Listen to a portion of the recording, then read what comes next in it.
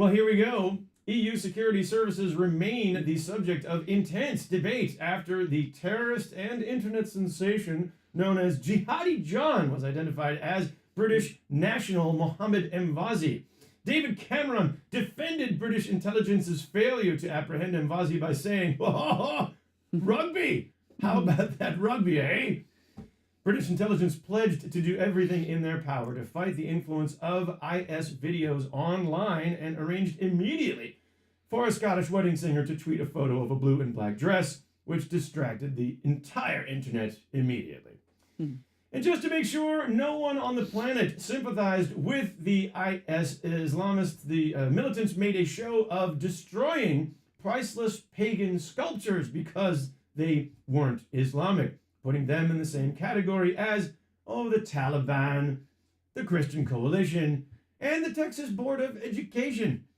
Ironically, the one pagan statue they didn't destroy is this one, reminding us all that ISIS is, in fact, a girl's name. And bringing it back to the EU, IS militants in Africa threatened to attack Rome. Rome respectfully responded that they're more frightened of another visit from Rotterdam football fans. EU's Commissioner for Climate Action and Energy, the former oil mogul Miguel Arias-Cañete, unveiled his new proposals for energy security, which would take a big chunk out of the EU's sustainability targets for 2030. In response to criticism from environmentalists, Cañete is now proposing to build the Keystone XL pipeline through Western Europe. And now it's time for another good news, bad news. This week's topic is the Grexit, or the Greek exit. The good news, we've avoided the Grexit. Greece's new leaders reached a compromise with the Eurogroup. Investor confidence is returning and the numbers might be edging upward. But the bad news, everybody's reporting on this story like it's bad news. Alex Tsipras forced to compromise his campaign promises. Germany forced to compromise its plans for extra austerity. Well, the good news, to quote an old Greek-American professor, it's a good compromise when everybody hates it equally. The bad news is the way this decision happened, with the Greek plan, the budget being put to a vote in various EU parliaments, such as Germany, the Netherlands, Finland. Well, the good news, as the birthplace of democracy, shouldn't Greece be happy with all of this voting in their name?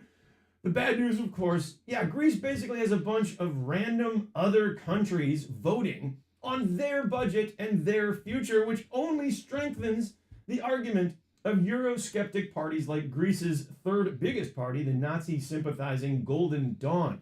And pro-EU Alex Tsipras is now on the defensive with his own people. The good news, at least Tsipras can now spend some time with his own people, including his new ministers, such as the country's first ever anti-corruption minister, Panagiotis Nikoloudis. He was featured on the front page of the New York Times. The bad news, he's also the man voted most likely to die in mysterious circumstances. The good news, faced with an annual 76 billion euros in unpaid taxes, Nikoloudis doesn't have the manpower to tackle the problem. What?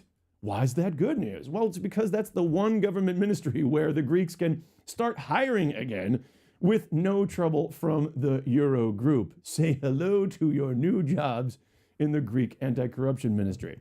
The bad news, there's still billions of euros that Tsipras can't get his hands on as long as the Greek Orthodox Church is tax exempt, as long as Greek oligarchs keep parking their money in Switzerland, and as long as the pension system pays government workers to retire at about age 50.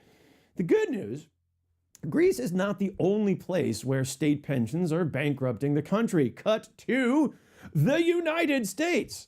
The bad news, city by city, state by state, no one has the money for the growing pension payouts to retired government workers who are, thank goodness, living longer than ever, including pencil pushers all the way to police departments. And no one is talking about it until now.